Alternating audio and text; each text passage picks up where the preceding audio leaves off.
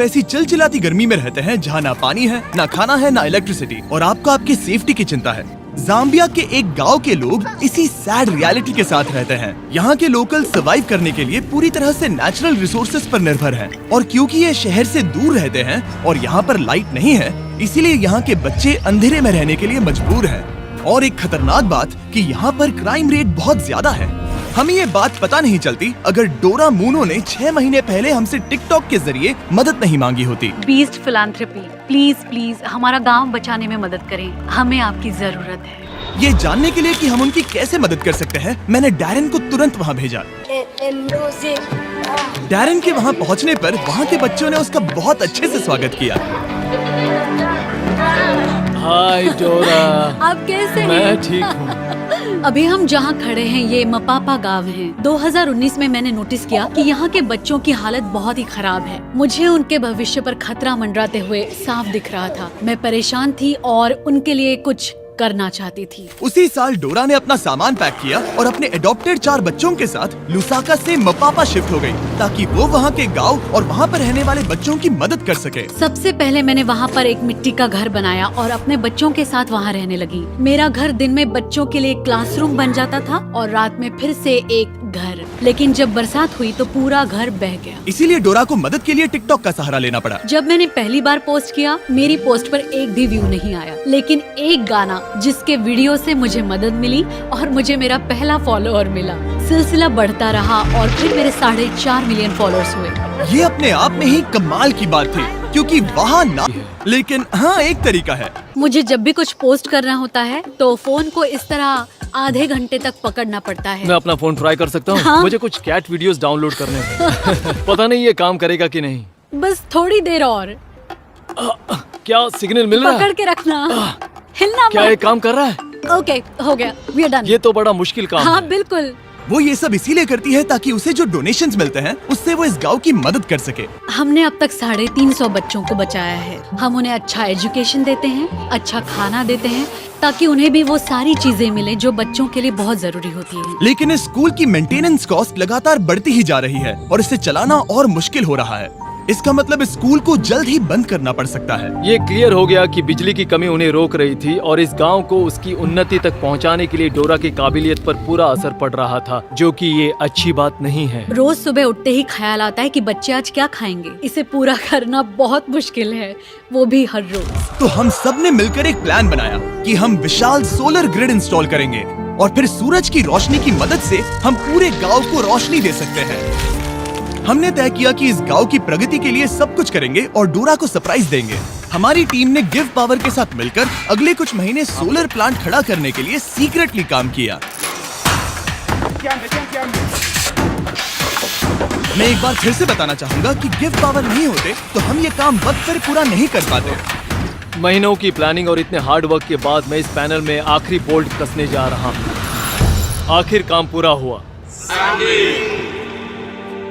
जैसा कि आप मेरे पीछे देख सकते हैं कि सूरज डूबने वाला है और हम बस कुछ ही पलों में पहली बार लाइट्स शुरू करने वाले हैं। और आज के बाद से बच्चों को रात में कभी अंधेरा नहीं देखना पड़ेगा। जिस पल का इंतजार था वो आ गया है। हम लाइट शुरू करने जा रहे हैं। मेटियो हमारा इलेक्ट्रिशियन मेरे सिग्नल के लिए रुका है और अब मैं उसे शुरू करने का इशारा करने जा रहा हूँ। मेटियो, लाइट शुरू करो।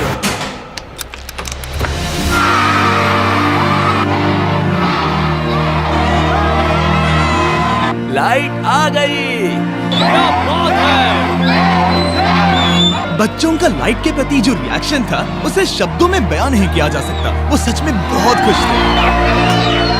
ओह, मैं क्या कहूँ, बहुत सुकून मिला ये देखकर। इसके लिए मैं बीस्ट फिलैंथ्रोपी की शुक्रगुजार हूँ। लेकिन काम अभी पूरा नहीं हुआ था। यहाँ पर बड़ी मुश्किल से कुछ पानी है और जो है उसकी क्वालिटी बहुत खराब है। ये एक ऐसी समस्या थी जिसे बिजली भी सॉल्व नहीं कर सकती थी। ऊपर से बाहर की भयंकर गर्मी और एक छोटा सा पंप जो सिर्फ 30 मिनट हर दिन चलता है और 350 किड्स और 84 स्टाफ जिनके लिए सिर्फ इतना ही पानी है। उसमें से भी खाना पकाने के लिए अलग से पानी रखना पड़ता था।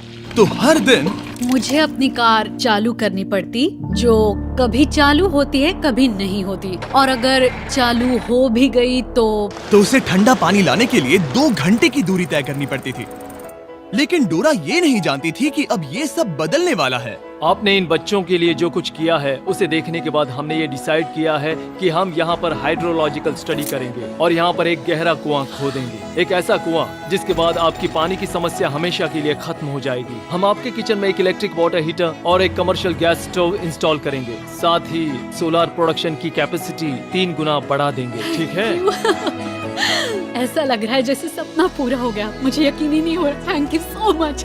आप इन बच्चों को अपने पैरों पर खड़ा होना सिखा रही हैं। इससे सोसाइटी में बदलाव आएगा, क्योंकि कल चल के यही बच्चे अपनी आने वाली पीढ़ी को यही बातें सिखाएंगे। आप बीज बो रहे हैं, क्योंकि वो भी आपसे उतना ही प्यार करते हैं जितना हम करते हैं। लेकिन ऑब्वियसली जितना ज्यादा करेंगे खर्चे भी उतने ही बढ़ेंगे। तो हमने कांटेक्ट किया हमारे लॉन्ग टर्म पार्टनर और इस वीडियो के स्पॉन्सर को, इलेक्ट्रिक ई बाइक्स। हमेशा की तरह हमने उन्हें मैसेज किया, हे हमें इस प्रोजेक्ट के लिए फंडिंग की जरूरत है, इससे लोगों का भला होगा। और फिर उनका जवाब आया, नो प्रॉब्लम, और इस वीडियो के लिए डबल डोनेशन देकर हमारी मदद की। सिर्फ और सिर्फ इलेक्ट्रिक ई बाइक्स की मदद से हम डोरा और सभी बच्चों की और भी ज्यादा मदद कर पाएंगे। तो ध्यान रहे, आप उनके वेबसाइट पे जाकर या इस लिंक पर क्लिक करके उनके इलेक्ट्रिक ई बाइक्स खरीद सकते हैं, वो भी अभी। उनके प्रोडक्ट्स खरीदकर आप उनकी मदद कर रहे हैं, फिर वो हमें स्पॉन्सर करेंगे और हम और लोगों की मदद कर पाएंगे। ठीक है, चलो वीडियो कंटिन्यू करते हैं। और जाने से पहले एक आखिरी सरप्राइज, डैरेन उन बच्चों को एक ट्रीट देना चाहते थे। ये पहली बार होगा जब वो आइसक्रीम चखेंगे। ये एक बड़ी ही खास ट्रीट है, क्योंकि इसके लिए रेफ्रिजरेशन की जरूरत पड़ती है, जो उन्हें पहले कभी नहीं मिला। आइसक्रीम कौन कौन खाएगा? बढ़िया, तो चलो।